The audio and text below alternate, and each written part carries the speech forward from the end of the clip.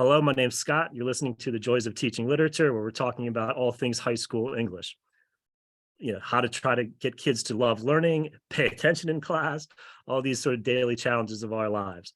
If you want to know more about me, you can go to theteachersworkshop.com. And today I'm very, very excited to have a guest. His name is Dr. Julian Reed from ActivEd Incorporated, an educational technology company that developed something called Walkabouts. So welcome, Dr. Reed. Thank you so much for having me on. All right. So first, I'd like to hear a little bit about your journey before the idea maybe came to you. You could go back to childhood if you want, or high Sure. school, or Yeah, college. I'll About your educational journey. definitely go back to childhood. So I was, a hyperactive kid, well before ADHD was around. Just was talkative, but very hyper, always moving, constantly moving, not just in sports, but in the classroom. And, my parents just tried to keep me engaged with a lot of different activities. Back then we would just call it hyperactivity, and he had a lot of energy. But I realized, early on that I was a mover. I didn't know that was a learning style until much later. When you talk about active learning and kinesthetic learning, it was, I think, for my parents, was just, this kid moves a lot, sometimes gets in trouble because he moves a lot in school.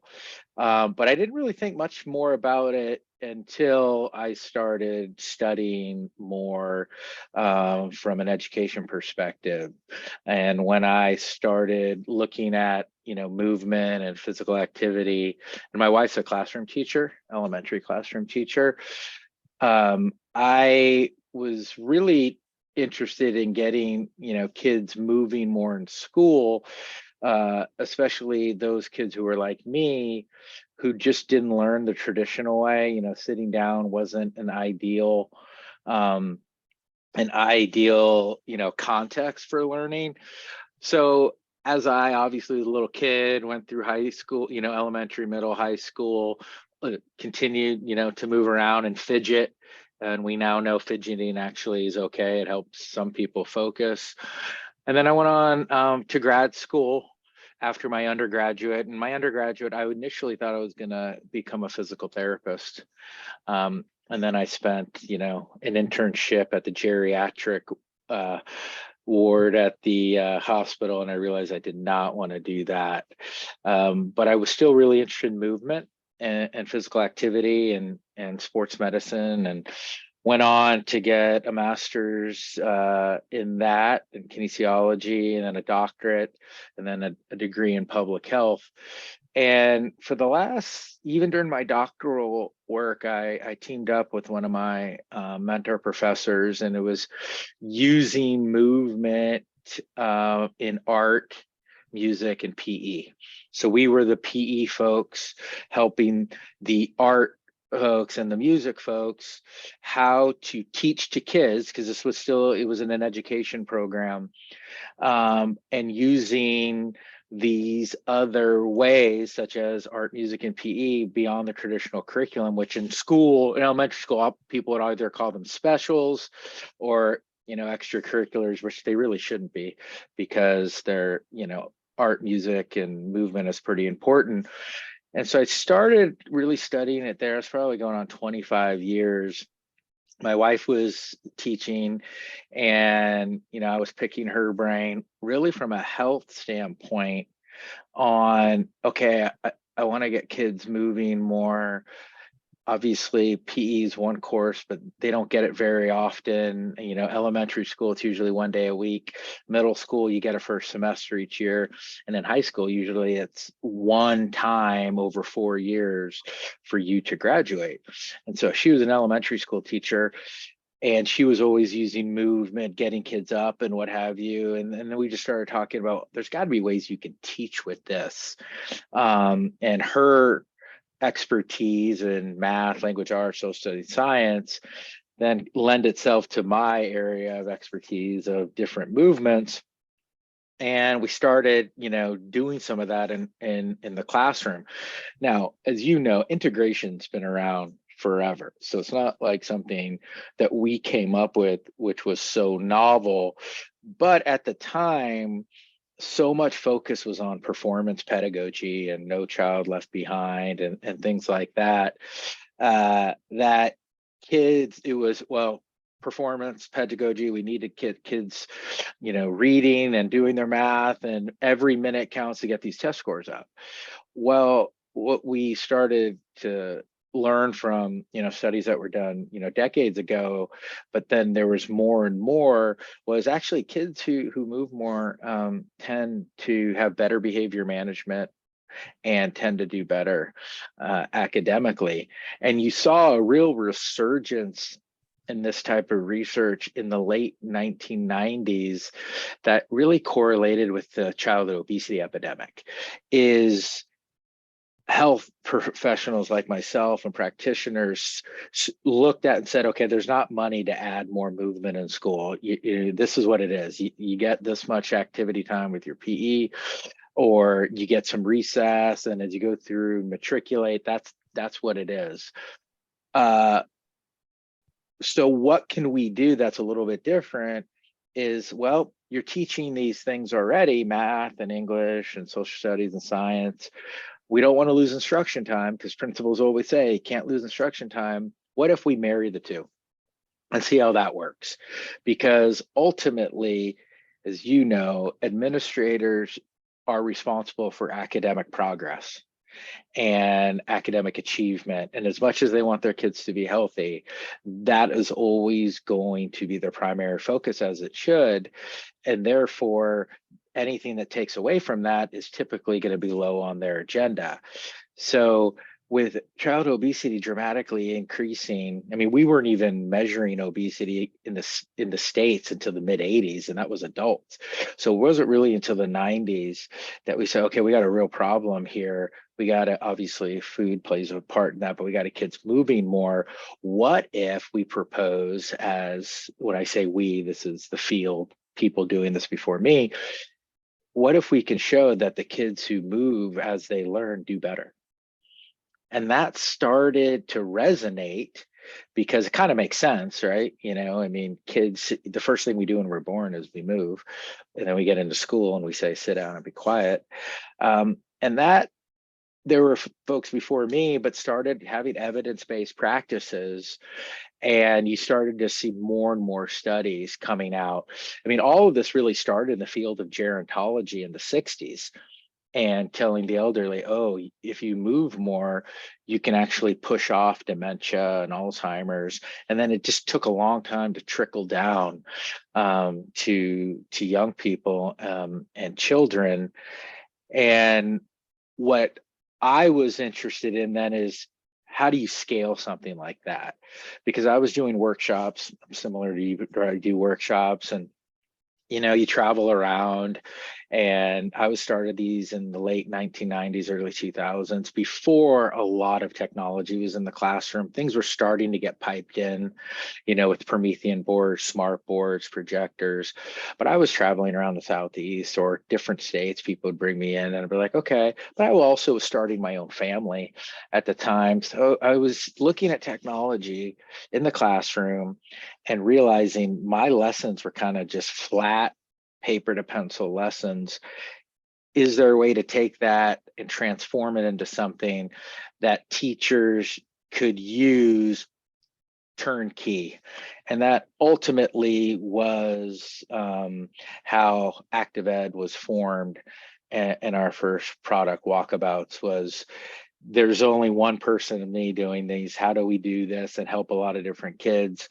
And at the same time, as more technology was becoming prominent, we knew that was the future anyways. Marry those two things. That's great. Your own story, I think, is maybe, it's very similar to a lot of people's stories. I know myself, I got in elementary school, got a note from my teacher in capital letters. I think it was in my yearbook. It was just like, next year, pay attention. Right. But I literally just got, my wife just relayed the conversation that she had with my wife's, with my child's one-on-one teacher, her math teacher. She has a sort of extra support in the class for when they're doing exactly what you're saying. They're fidgeting, she's not paying attention. And so she's there to kind of keep her on task. And I noticed that too. So, and what, one other thing I'll say that's interesting, you can comment on this too, is during the pandemic, I got to feel what it was like to be in her class and to sit in her chair and listen to the teacher. I had to try to keep her on task as much as I could. I was teaching myself and she was listening. And when they would have these physical activity sort of breaks where they would just completely stop as unrelated to the lesson. But I was I just remember thinking, thank God, I need this. I need to get up and walk around.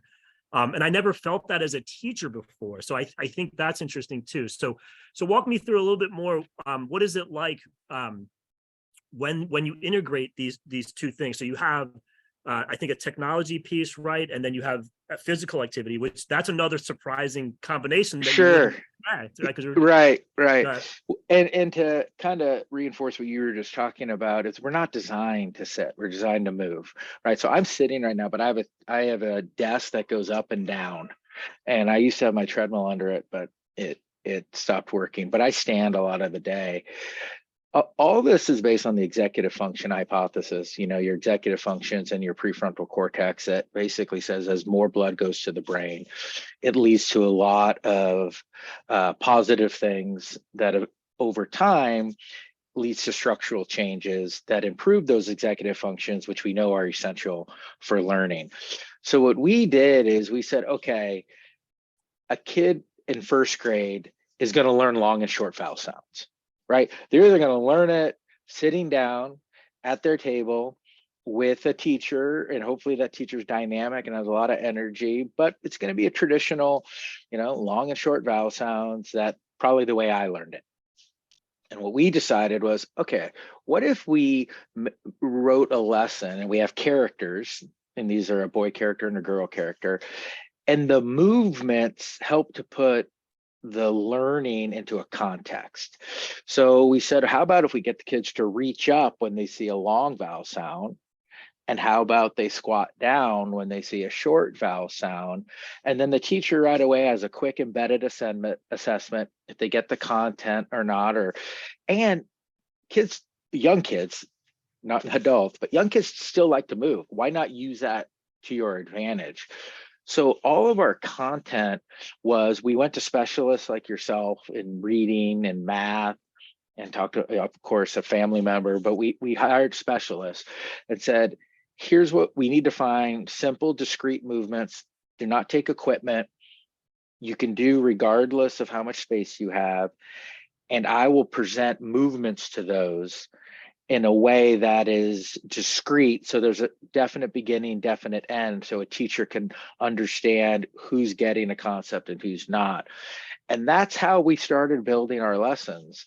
Of course, we wanted them to look good, and we know that young kids, regardless of age, want good graphics. So we did this also in motion capture 3D to really make it feel like, hey, that is a cool thing, because there is a cool factor even with elementary age kids, right? They don't want to do something unless they think it's relatively cool to do. And so we worked with graphic artists and software designers, and I started doing this initially as a nonprofit, and then I realized there's no way I can do that. It's going to cost way too much money. So then I went to angel network, angel investors who take chances on things, and a lot of people passionate about education, and they gave us some money to test the proof of concept. And then we started saying, hey, this might be something. And we went on and, expanded our offerings, and, say the rest is history, but it's not, because we're still doing it and, trying. I mean, we're still, in our infancy. We've been around for like 5 years. And as you mentioned, at the start, I'm also a professor, so at a university in South Carolina.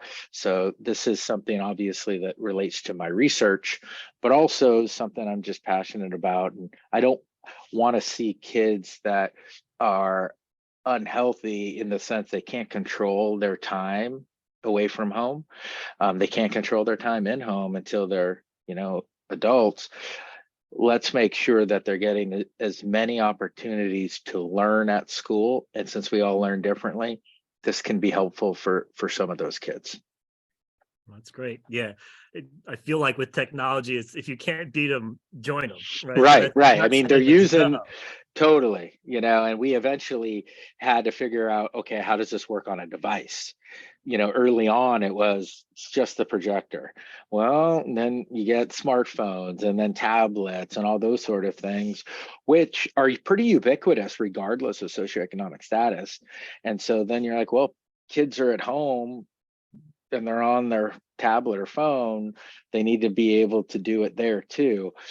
So by no means am I a technologist or an expert in that, but I've learned quite a bit along the way of, okay, this will work, this won't work.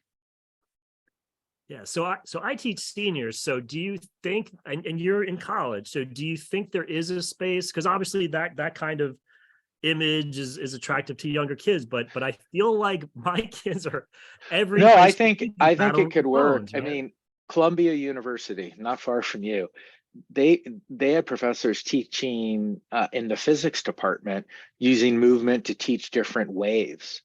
It really can be done regardless of context and age. It might take a little more creativity depending on the group that you teach. But here's the interesting thing about these phones, right? They have accelerometers built into them, so they can measure activity. And we obviously started with young people because, yes, to your point, it lends itself well to a younger audience. But even my college students, I get them up, we do different activities to get the brain going, and there are different ways in which you can use movement to teach concepts that are more complex than long and short vowel sounds. Moving and learning is out in your your perceptual nervous system, just like your central. I mean, when we move, we learn through touch, and learning's really multi-sensory, and that information then updates the central nervous system, right? And then we have a motor response. We lose sight of that when we're teaching just traditional content and think it has to be done in its traditional way. And I think we're all guilty of that. It just sometimes takes, okay, can I do this a little bit different? And even to the point of, it doesn't necessarily have to be designed around the content. Why not just take your class outside and walk? Right. I mean, there is a company out there. It's called the Walking Classroom, and it's a colleague up in North Carolina, and it's for a little bit older kids, but they listen to content as they move.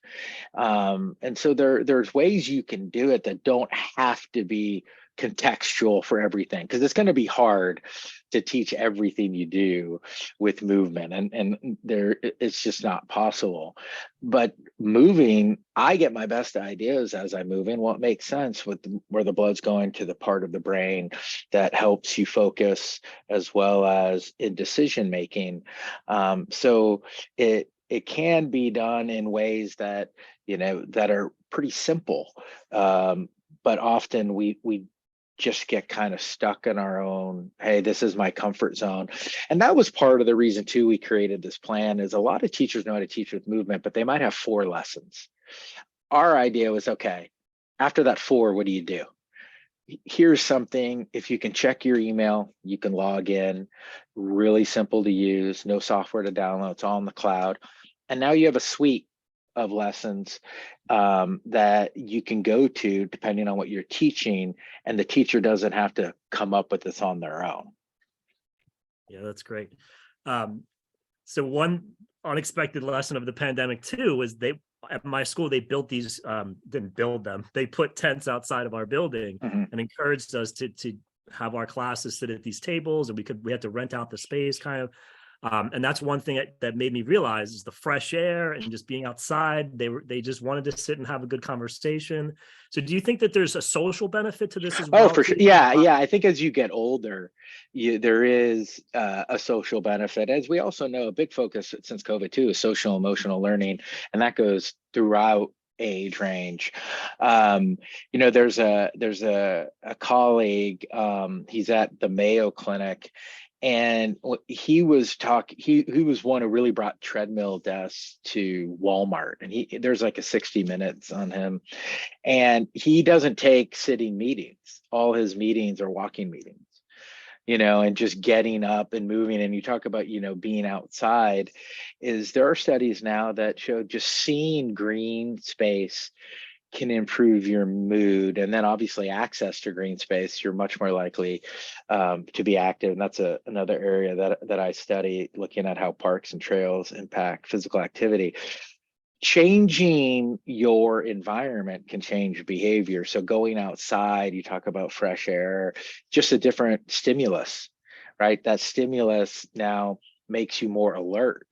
And as you are more alert, that's one of the things that movement does, and arousal and increasing your alertness to learn.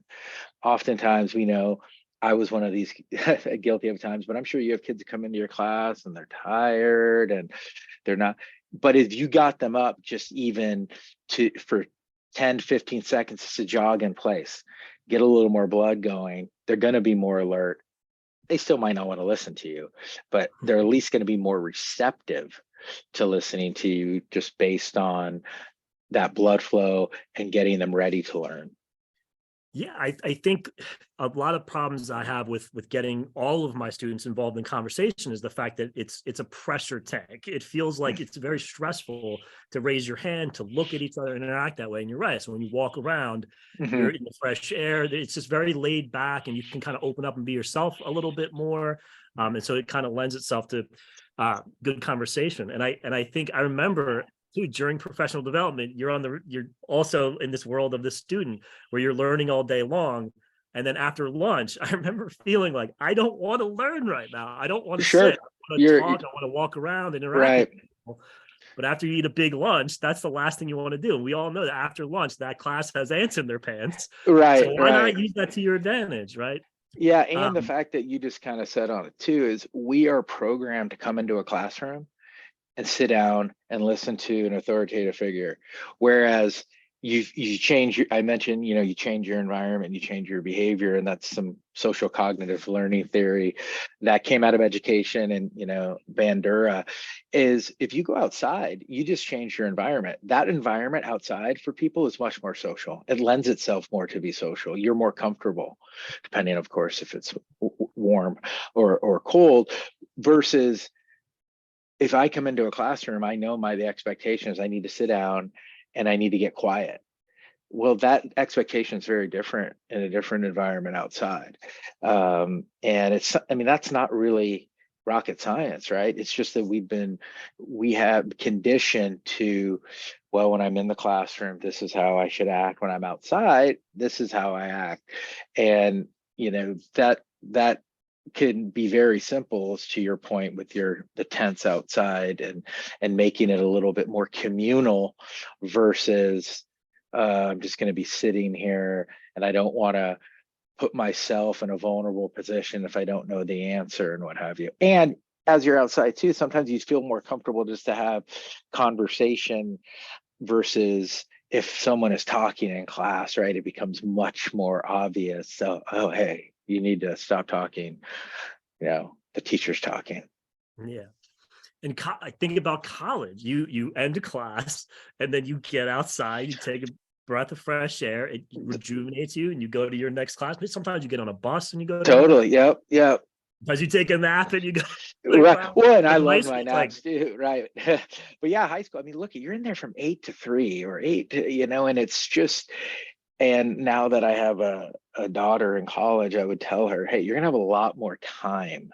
It's a different, and it's very easy to let that time go and not be prepared. But at the same time, that is also great. It gives you an opportunity to structure your day and learn things on your own timeline, because outside of class, I mean, I taught today, I taught 3 classes, but tomorrow I don't teach. I teach Monday, Wednesday, Friday.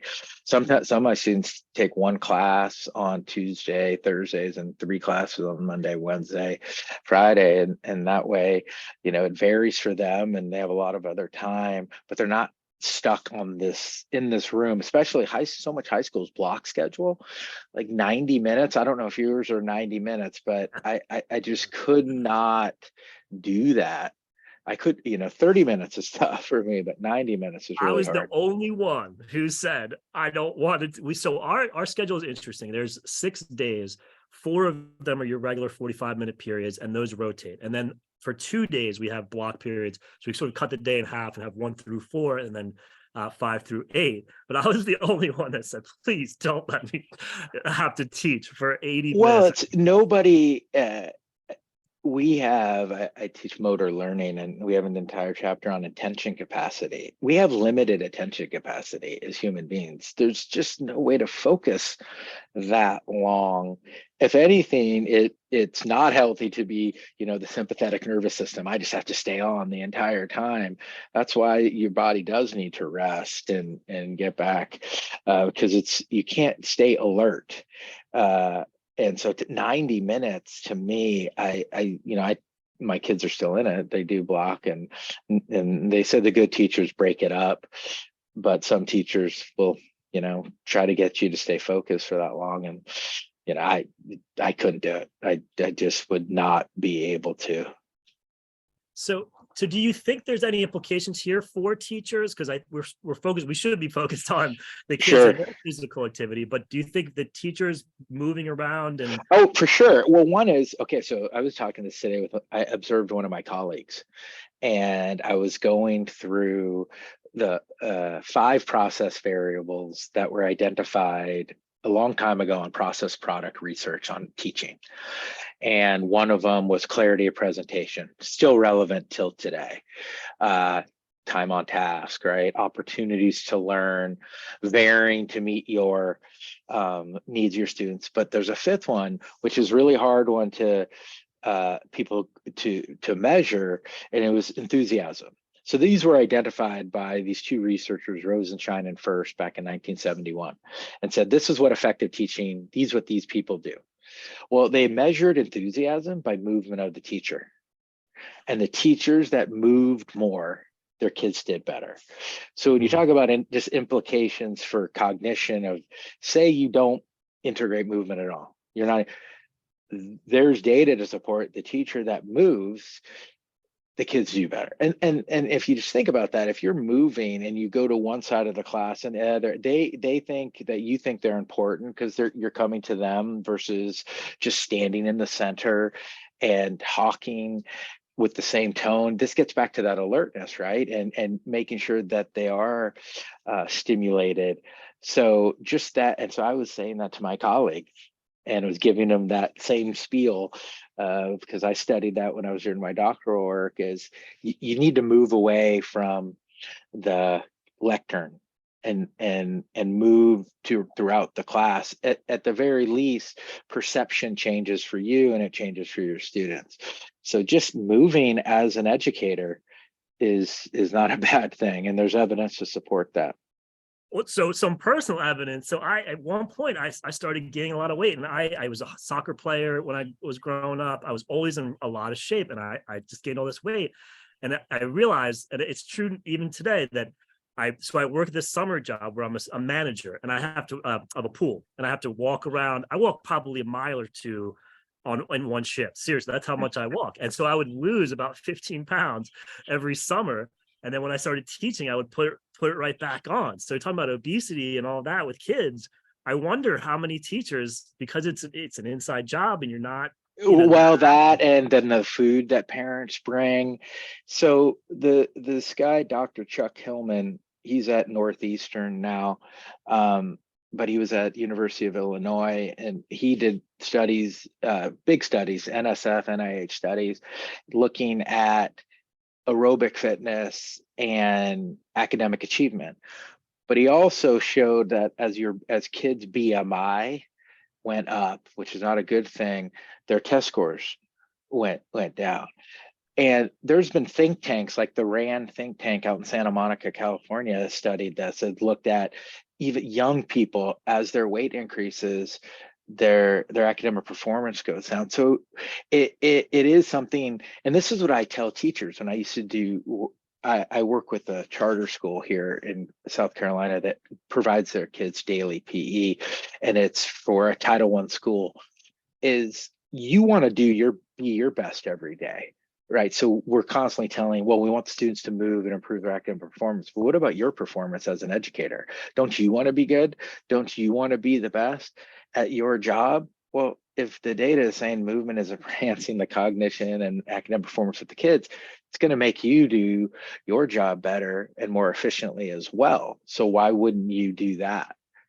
I mean, we always want to be our peak performer. You talk about athletics, right? Athletes all the time. How do I perform my best?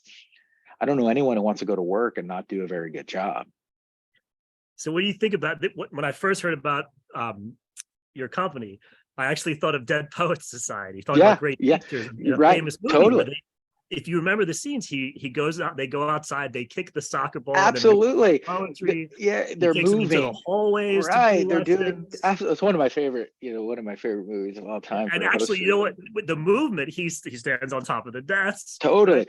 Well, I mean, I talked. My mom and I would have this conversation years ago. So if you think about, shouldn't teachers, especially maybe older teachers that teach high school, shouldn't they take a class in your pre-service in theater? I mean, isn't so much of what you're doing trying to get them excited? And why shouldn't that be a pedagogy that we infuse to say, hey, you might know, you might have all this great content knowledge, but what's your pedagogical content knowledge? And acting is teaching in many ways, right? You were trying to get them to want to learn more. And it's probably, it's not probably, we know it's a lot easier to learn from somebody who's passionate and has a lot of energy than it is someone who just stands up there. Yeah. And so I have professional development too, and I have a section where I call it teaching as performance, and it's interesting because it's almost like the Ronald Reagan thing, where he's very much a performer, but he convinces you that he's not performing. Right. Very authentic, and this is just who he is, and it's natural. That was a lot of that's charm, right? Yeah. I mean, I had to take a class in my program, was teaching for college, and they'd videotape our lessons. And one of my professors like, well, every lesson you need to think, is your lesson today for motivation? Is it for content knowledge? Is it a little bit of both? Because there are some days when your kids are not interested, and okay, you could just go through the same thing, but are you going to be like, you know what, maybe we have less content today, but I'm going to get them motivated to learn something different in a different way? Because I talk about this, my colleagues, I'm giving 3 performances a day. I mean, you think about it, when I'm teaching on Monday, Wednesday, Friday, you're giving them every day. These are performances. I mean, you are performing in a way that people are, the spectators, your audience is now a little bit different. Like when you want to go to a show, you're willing. Not all of our students are willing participants, but it is a show. And if you can do things to improve yourself as well as improving their ability to retain, I mean, why wouldn't you do it? That's how I look at movement. I'm not saying movement is going to make everyone score great, or suddenly you're going to have this tremendous academic performance. No, but it's an additional mediator that could be helpful. And there, we looked at, one of my colleagues is the lead author on this, but over 50,000 kids in South Carolina, and we adjusted for poverty index, and the most fit kids, regardless of poverty, did the best on our state achievement tests. That was actually my next question, because I was going to say, a lot of what we're trying to focus on now post-pandemic, we were focused on it before the pandemic, but really totally now, right, is the learning loss. And I mean, you've seen the ACT scores that NPR came out with. Well, they didn't come out with them, but they're reporting on some of the lowest. And this is what's very interesting is regardless of socioeconomic status, a lot of the studies have shown, or free and reduced lunch, and in this case we use poverty index, you can still benefit, right? You can still benefit from that and improving improving academics. And that is where the school I work with, it's Title I school. When I first started working with them, they were 99% African American. They've actually become more diverse with Caucasian and Hispanic. But the leader of the school was saying, "Hey, we're going to give kids opportunities to move every day because it could be beneficial to not only their health but their cognitive performance. It's one other thing we can do that will help them. Doesn't mean I mean, when I do these talks, it's not like we're replacing effective teaching. We still need effective teachers. And it's not like we'd say, just go run all day. But we do know we were designed to move. Why not use some of that movement as a way to teach, or at the very least, get a few more minutes of activity, because we know it as a society, we're not even close meeting how much movement we need per day. Yeah, if you think about the biggest challenge is getting the kid who doesn't think they can catch up, right? Who just they just give up. They don't Yeah. submit the work. They think this is so far ahead of me. And it sounds like what you're saying is get up. Like, yeah, literally. I'm not saying that as a metaphor. Yeah, no, Let's you're get going. up. No doubt. Just think when you're tired, right? We're all tired, and you start to move. Then you're like, okay, I'm up, I'm ready, I'm here to. I like to work out in the morning because it helps me throughout the rest of the day. And there was a program in Illinois. The guy named Dr. John Rady, he's at Harvard, and he went and studied these kids in Naperville, Illinois, and the high school had what's called learning readiness PE, and it 0-hour PE. It started in the morning before school started. And so it was, hey, we got to get up and get moving before the school day. And there are studies to show that, and they had evidence to support it, or running clubs when people move before the school day. There's a lot of support for that. Now, of course, depending on people having the ability to come before school or after school is going to vary just on basic logistics. But once you're at school, and this is where I feel for teachers like yourself, but at the same time, I think you understand why schools are ripe for intervention, because that's where the kids are, right? They spend the majority of their waking hours at school. Teachers see kids more waking than often their parents do, and therefore that's why you always see money going into interventions at school, because that's where kids are. And that's a great way to test different methodologies, different pedagogies. The downside of that is teachers have enough to do already. You got to be very selective on what you do, and that helped us design our platform. Was we got to use things that they already teach, therefore no instruction time is lost. Now, it's interesting because it made me think about, was sleep ever a part of, like you talked about obesity, but was sleep patterns ever a part of some of the decisions you were making? Well, we know so little about sleep, but there's a lot more that has been studied as of late, that lack of sleep is linked to obesity. And lack of sleep is linked to a variety of other diseases. I'm not a sleep specialist. I do know that if kids that are well rested just behave better and perform better, and that's just because we do need rest. So I haven't done any empirical, evidence other than anecdotal things for myself, and just being in school. I see those kids that put their head on the table and then, are just literally just want to sleep, and unfortunately they're not getting the rest at home, and then they come to school and they're not going to be very successful just because they haven't got the rest. And that's that context of school that you see all the time, is you can't control what happens outside of school, and then they come to school. And this is why I always feel for teachers when state legislators are like, you got to get those test scores up. Well, there's only so much you can do. I mean, you can't control what happens at home, right? If they have a loving family, if they feel secure, if they have food, all those sort of things that many of us take for granted, but that impacts learning every day. Yeah, yeah. We started school a little bit later, and I had my doubt. I think every teacher has their doubts about any change. So I have my doubts, but I do see first period, they're not zombies. They're talking as they're coming in, Yeah. they're awake. And that has been discussed for a few decades now. Should you have staggered starts? Because high school kids are up later, typically the younger kids. I The hard part is, I think, the mechanics and logistics of parents who are dropping children off or taking the bus, and how do you do that in a way that is efficient. But it does make sense. I mean, I talk to my children; they're up to 1 or 2 in the morning because they're teenagers. You know, they would never be up to 1, 2 in the morning if they're in second grade. But we kind of had this flat. Well, everybody starts at a certain time. Our kids' schools doing some of the similar stuff is modifying different days, different starting times. But I do think as a parent, it can be a challenge if you have multiple children and they're at different campuses and things like that. Yeah, yeah.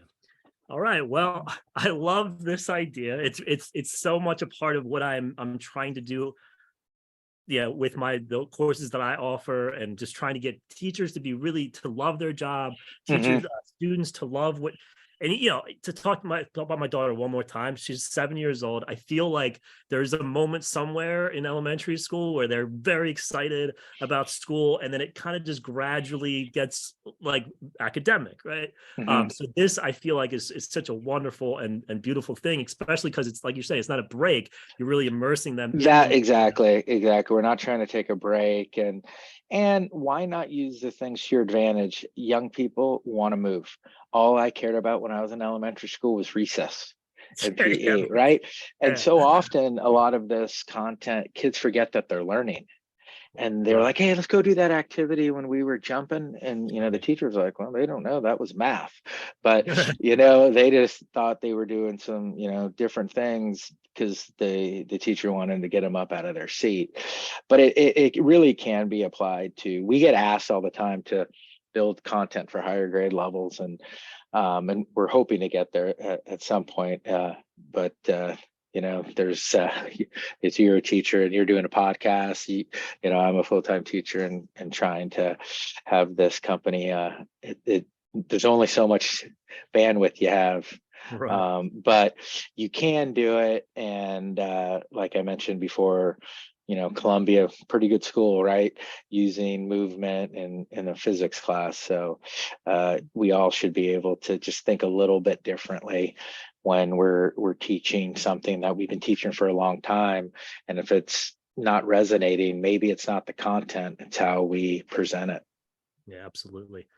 Okay, so if teachers out there want a place to go or a website or any final thoughts that you have, any questions that I didn't get to, any points that No, no. Like one is teachers, if they're interested in any content on the subject, you can just email me at julian.reed@furman.edu, which is, I'm a professor, and I'm happy to send you papers that are evidence-based to demonstrate, especially if you have an administrator who doesn't necessarily support movement. You can say, hey, here's some data. And then if you have, as right now, if you have a young person or you're teaching young people, you can go to Walkabouts, just Google Walkabouts. And that's our learning platform to get kids moving as they learn in elementary school. That's great. I did visit the website. It's wonderful. I've highly recommend it to everybody. It really gives you a picture of what it looks like in the classroom. And it's almost one of those ideas where you're like, how did we not do this before? Yeah, It's got to be the future of what it's we do. not, yeah, it's not rocket science, just trying to get kids engaged, right, as the best we can, and hopefully they enjoy learning and are healthier at the Yeah, same and time. One last thing too is I just think about my own experiences. Maybe people are athletes or not, but one of my favorite things about school was going and thinking about the game after school. And so this way, again, you're bringing all Right. the You're excitement right. all day Exactly. I long. mean, you're trying to, whether it's recess, whether it's PE, where it's going to play your sport, you want to move. And just think, I tell this to my motor development class. An infant moves right when they're born. They kick their legs, they move their arms. We're getting, they're moving, and then they start walking. Well, before that they're crawling. We're moving, and we're encouraging it, right? We're saying, yes, when they take their first steps, we're so excited. But then we get into a school setting, and it's like, okay, now everything's different. We need to slow down, we need to sit. And that sedentariness is just not the best way, I think, for us all to learn or just to be healthy. I'm not saying we can't sit. We have to sit. There's certain things, but I think we've done plenty of sitting. I think we need to do a little bit more moving. That's great. All right. Well, thank you so much for coming. I really appreciate it. Yeah, likewise. I really appreciate it, and hope to talk to you again soon. All right. Sounds good. Thank you.